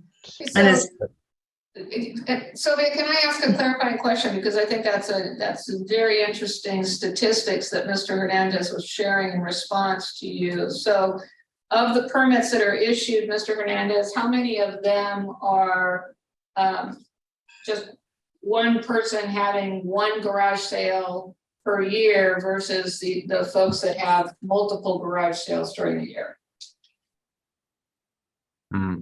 I wouldn't know right now. Because someone could, and I don't think we have that information right now available. And do you have a sense as to how many people are getting a permit for one garage sale per year versus we have folks that are kind of in your frequent flyer list? I guess we could say, like, so you only get a free permit once per year. So if 90% of these people get that free permit, that kind of tells you kind of how many people, how many permits you've issued. And that's 90% for this whole 5-period time period. Okay, so 90% of the people that are looking to get a garage sale permit to begin with are having a garage sale per year. So the 10% is what we're looking at to expand the ordinance for. There might be people that, that $20 is just kind of like a barrier, like, oh, I don't really want to like chip in pay $20. Some people think it's kind of like a risk of like, they're not sure if they're going to sell $20 worth of stuff. So yeah, there might be that too. Right, absolutely. But whatever the reason is, I mean, I think it's important, again, for council to understand the dynamics of who's getting the permits based on past practice. And it's overwhelmingly folks that are doing this on a once in a while type thing versus a small number that are looking to do it multiple times per year. At work. So I have some comments here. From what I'm hearing is at least the majority is okay with eliminating the $20, that the ordinance be reduced to a Saturday and a Sunday. I mean, I certainly agree with that part, Sylvia. I think that's a good idea. And that we are now talking about one calendar weekend a month.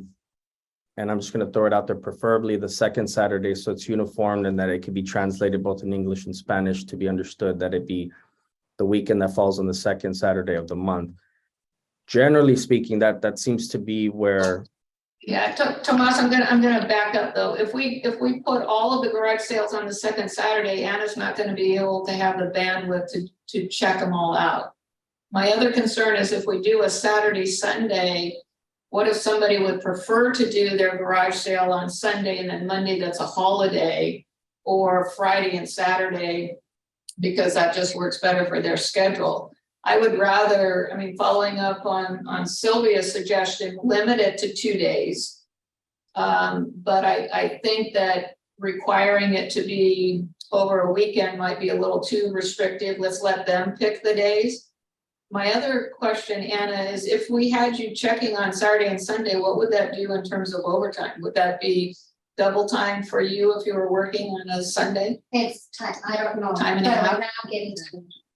Yeah, so we have an employee that's already a time and a half checking on the weekend. So I think that if what we're trying to do is be less restrictive and less onerous, then let's let the person having the garage sale determine what 2 days they're going to use. If we remove the fee entirely, then it doesn't matter what 2 days of the month they have the garage sale. But I think that we also need to look at if there, again, is a way for them to form fill the permit and not be required to come in to complete it. Yes. Angel, I have a question for you. Is it more or less or neutrally difficult for staff to have to deal with figuring out which 2 days people are choosing versus it being defaulted into a Saturday, Sunday? I think it's negligible. Yeah, we just have the, sorry, there's like some feedback going on. Yeah, I don't think it makes that much difference. The individuals, they just write down the days. I think what happens is sometimes they just put 1 day and we let them know like, well, you could have 2 other days of yard sales. I don't think they're looking for more than 3 days, but they just put 3 days just in case, just to be just to be more flexible with their time. But to answer your question, it's pretty negligible, the difference. Okay, so with that said, then if any individual wanted to come in and choose 2 days, then the permit would be for whatever 2 days they choose. And they're only allowed 1 permit per month, no option for an additional one, regardless of fee or anything like that. And the 1 per calendar that would cover 2 days is free of charge, but a permit is still required. Does that sound like where the conversation's going? I feel like that's where seemingly a majority is falling on. Yeah, I mean, I'm in line with the summary that you just gave them us, just like, and I think that we're compromising with the community, and this is like, and then just bringing it down 2 days. So for clarity, Tomas, we're talking about no longer having a $20. Yeah. Correct, no fee. No fee. The resident, like what Cheryl suggested, would So be for able to choose whatever clarification, 2 days. Martha, you're breaking up. It might be helpful if you turned off your camera so that we heard video only, because you are breaking up. Perfect. Oh, what a beautiful picture. So quick question then. Are we going to no longer charge the $20? Can you clarify that? That's correct. That's outline what that you this just talked about, discussion. Tomas? Did I Martha, hear a that's- $20 or we're no longer going to charge $20? The discussion currently, as where the consensus seems, is that we will no longer be charging the $20. And Martha, just to clarify, since that was my suggestion, the amount of money that we're collecting, we are spending more in staff time trying to collect that and track that $20. So I think that what we want really is to get to a state of compliance by having folks fill out the permit so that we have better clarity as to who's having the garage sales and where. Sounds great. I would really like to hear from Anna, since this has been her baby for the last 4 years. Do you have other ideas on how we can make this ordinance better? When we first started with this ordinance, I'll backtrack to when we didn't have an ordinance. I would come in every Monday, and this is no joke.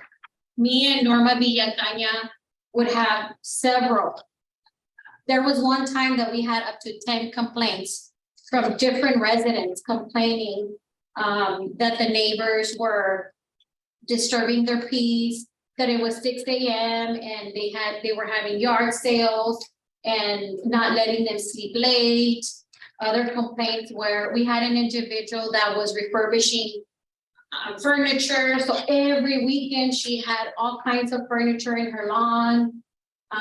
We had another individual who was buying items from Salvation Army, and Salvation Army was delivering to her house. And in that same block, it's the mom, the daughter, the sister, and I think the sister-in-law. And so they were taking turns selling, buying items from Salvation Army and selling them to the public. And so, like I said, every Monday we would come in and we had all these messages of all these complaints. Not only that, we also had complaints from the secondhand stores from downtown saying, you know what, we have to pay our overhead to keep this business afloat. And here you guys are, because they would call and I would say, we don't have an ordinance, we don't have anything, so there's not much we can do. And so they were saying, we have to pay the overhead to keep our business afloat, but here you are allowing these individuals to conduct business in a residential area. I also had two properties that had forklifts in their homes because trucks would go in and they would buy the pallets. So in order to get the pallets off the trucks, they needed the forklift, and they had the forklift parked in the front yard. So, I mean, when the ordinance came, when it came into effect, it was a rough patch, and it did took time, talking to the residents and letting them know, what it was gonna entail and how it was gonna work. When it first came in, I remember we were going out every weekend, and every weekend I would hand flyers and talk to residents and let them know, what, this is what's gonna come, this is what's gonna happen. Let us know, but it's gonna happen. When we started enforcing it, it was hard, just like any other ordinance. But right now, now that we've gotten this far, when I go on Saturdays, there's individuals, the neighbors, they're like, what, we're so happy that now there's more control. There's not a lot of signage left on the poles or scattered around the city. They see that the city looks cleaner, the neighborhoods looks cleaner, and they're happy with it. I mean, the people that complain are the people that are not in compliance. But even then, I work with every individual. So, I always try to, I know, when you get there, I know why they're doing it, and I try to work with them. Like Angel showed, that was a couple of weeks ago. This individual he just bought overstock and he was just selling it. And some people do it because they don't care. They don't care if they rather pay a citation and get than comply.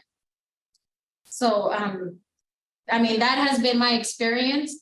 And one of the things that I had mentioned when Angel talked to me about this was, since we do have a list of who has a yard sale, and we're looking with other cities that have this type of ordinance, is what if we announce with the permission of the resident, if we have like a website or somewhere where we can post their addresses, so that, because individuals do look for yard sales. When I'm out there, and they see me with my list, they're like, hey, can we get a copy of it? Unfortunately, because I don't have that authority, I can't. But I think that if we promote their address of them having this ordinance, one, it would give them more of a, their address is out there, people will know that they have a yard sale, and they'll gain customers, and there'll be addresses that we know are in compliance. So that was one of my suggestions that I had made to Angel. Could we add that on the permit, that if you would consent to us sharing your address, check this box, and then include, waiver language that, we're gonna be able to publish it on a website or something? Could we do that? So that was something that Angel and I talked about before, where it's just, yeah, it's just an opt-in option when they're filling out the permit language to allow that resident to give us the authority, and we can either have the list at the counter at the city hall, or have it available online, and it would be with the permission of the owner. So did you make a final determination on that, Angel? Yes, it's just like, we have the availability, or we have like the authority to kind of list the permits that we've issued. We just remove like people's names, but just have the addresses and the type of permit, which would be a yard sale permit, and this type of information that we could share online. So Angel, what we're trying to do here though is, and maybe by, these process improvements, the form fill permit and doing away with the $20 fee.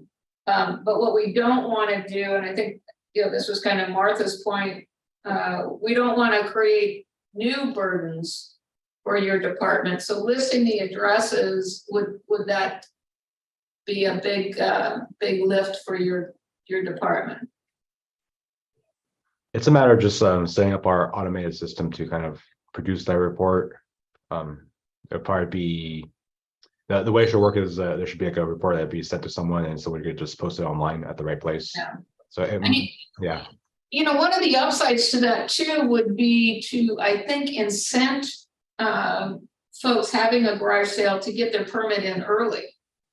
Because, and we can tell them, if you submit your permit 5 days early or a week early or whatever, we can list your address. But if you're past that deadline, then we can't. So come up with something reasonable, you know what I mean? Because I think one of the things you mentioned, Anna, was kind of like this last minute rush to get the permits. And maybe if we just incent people to get them filled out ahead of time, that might be a way to make it a little less crazy around here come Thursday, Friday. I think the key to all this is technology. Yes. Having the ability to do a fillable, if you will, then you can do a query that would just give you the addresses for those that consented, and then that would be uploaded. So technically that's free advertisement. Yeah. As well for the individual that's having the yard sale. So it's really us taking a look at making sure that, we provide easy access so that everyone does everything online, and you don't bottleneck there at City Hall with individuals coming in. Yeah, the only issue there, Martha, is those that don't have access to the technology. Then how do we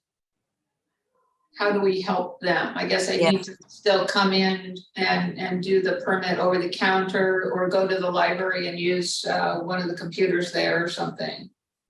True. Good point. Mm-hmm.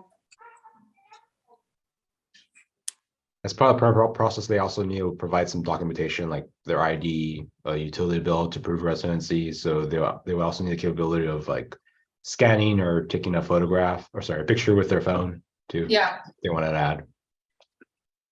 But what we can do? I mean, we've seen this often enough that you can build a form that then gives you instructions on what to do, right? So if you're going to attach a document, take a picture, and this is how you upload it or attach it, that kind of thing.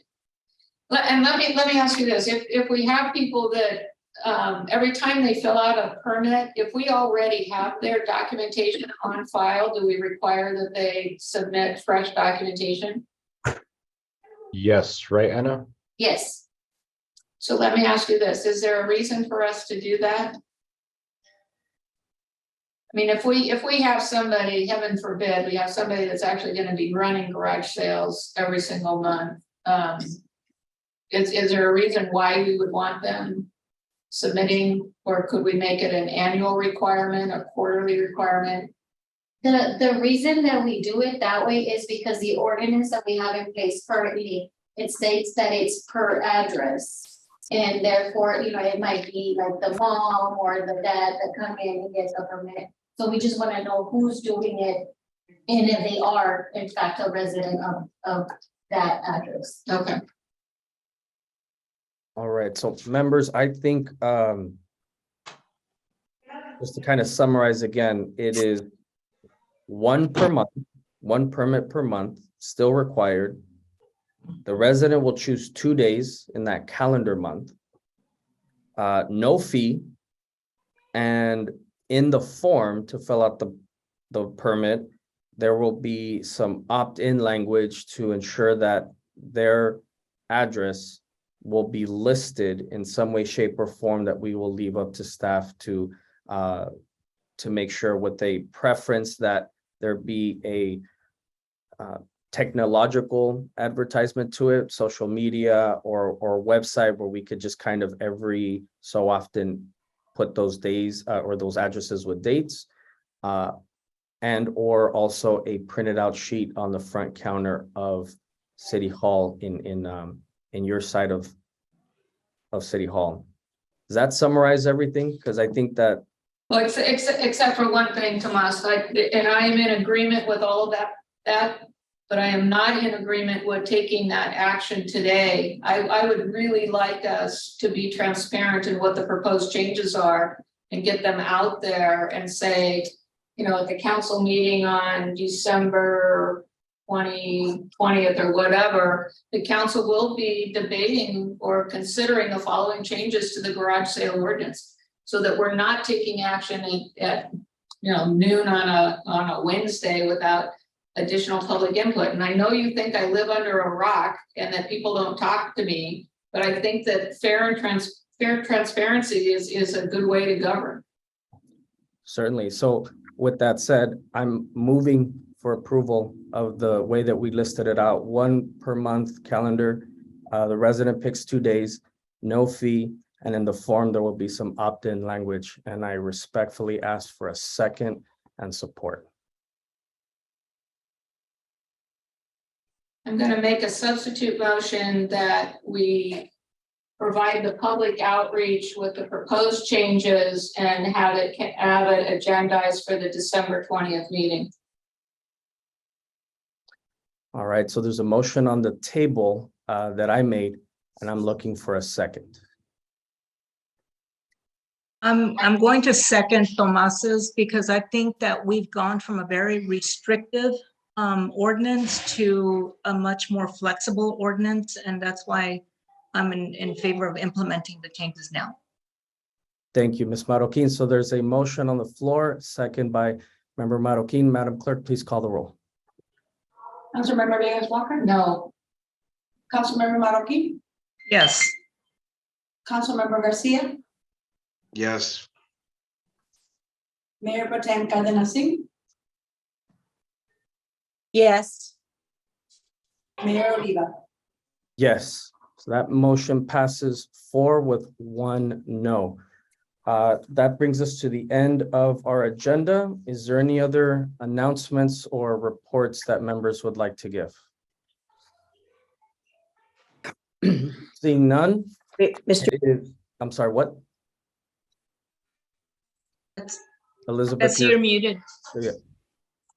Do you anticipate that you need to continue this meeting to next week for the planning commission appointment, so that we would have a continued regular meeting? No, we'll just call one. I'll call a special meeting when that happens. It shouldn't even take that long, so that should be fine. So seeing no other business, it is 12:58. We are adjourned. Thank you, members. Appreciate it. Thank you, staff. Have a great day. Thank you.